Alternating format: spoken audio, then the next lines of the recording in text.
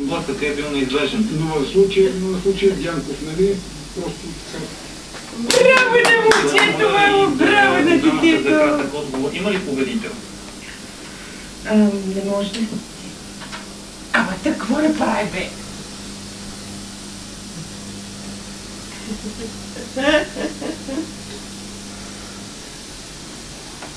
Браво, мамо! И ние си мислим, че не мога да слиза. Дай ми пусна го се. Чакай да го папам. Като дете, нали, на плата, не върви. Говорих с различни хора и ми направи впечатление, че ако в хората, които нямат отношение към ГЕРБ... Браво, браво, браво! В хората, които са за ГЕРБ, се настанява сравнително едно такова... Айде, стига, мама.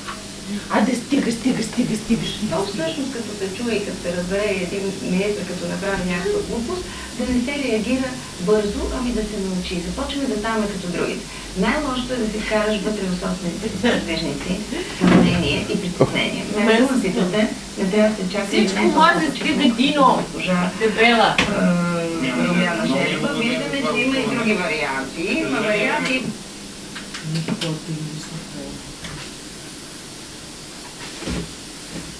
Ще се видим отново след минути. Оставим ви за малко, формите новини и гумскова и прогнозата за време. Опа!